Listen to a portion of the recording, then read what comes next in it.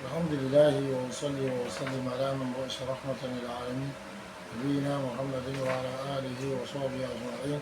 إخوتنا الكرام، ومما يستحب فعله في هذه الأيام الإكثار من الطاعات والقربات التي تزيد العبد قربا من ربه سبحانه وتعالى، لا سيما في مثل هذه الأيام المباركة، وخاصة لمن لم يستطع الذهاب إلى الحج وإنما بقي في بلده، فإن هذه العشر فرصة لتعويض ما قد يفوته في الحج من الأجور العظيمة. ولهذا يقول ابن رجب رحمه الله تعالى: ما كان الله سبحانه قد وضع في نفوس المؤمنين حنينا إلى مشاهدة بيته الحرام، وليس كل أحد قادرا على مشاهدته في كل عام، فرض على المستطيع الحج مرة واحدة في عمره. ثم قال: وجعل موسم العشر يعني عشر ذي الحجة مشتركا بين السائرين والقاعدين، السائرين أي الذاهبين للحج، والقاعدين الذين بقوا في بلدهم ولم يحجوا. ثم قال: فمن عجز عن الحج في عام قدر في العشر على عمل يعمل في بيته يكون أفضل من الجهاد الذي هو أفضل من الحج. انتهى كلامه رحمه الله تعالى.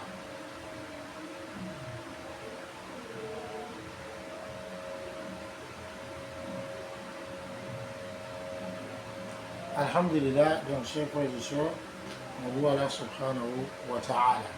On le remercie, on demande à Allah d'accorder le salut et la paix à Mohammed sallallahu alayhi wa sallam.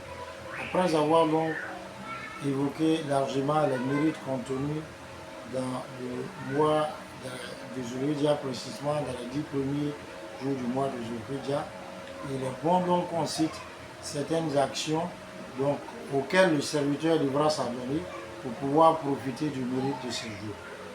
Et parmi ce qui est méritoire de faire durant ces jours, c'est de faire beaucoup d'actes d'obéissance et d'actes qui nous rapprochent d'Allah subhanahu wa ta'ala,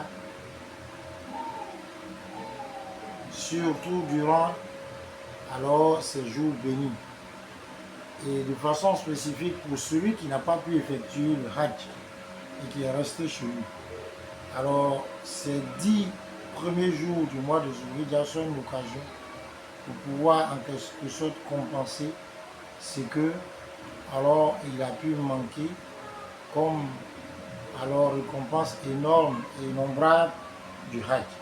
C'est pourquoi Ibn Rajab dit rahimahullah,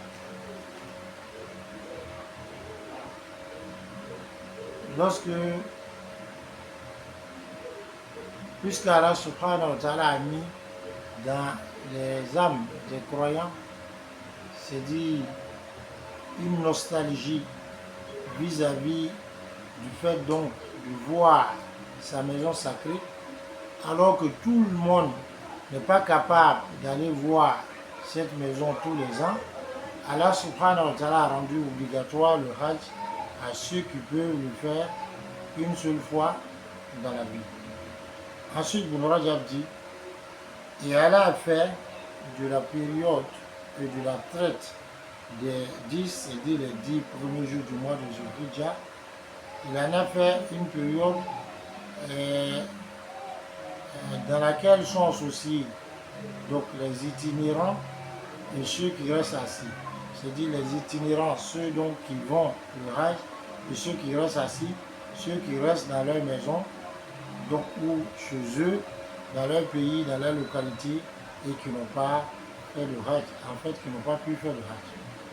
Ensuite, Ibn Rajab dit rahimahullah, celui qui a donc été incapable d'accomplir le Hajj durant une année, il pourra, durant les 10, c'est-à-dire les 10 premiers jours du mois de Zulhijjah, accomplir des actions sur Dieu à la maison, dans sa maison, qui seront meilleures pour lui que le djihad, donc le combat sur le chemin d'Allah, qui lui est meilleur que le Hajj.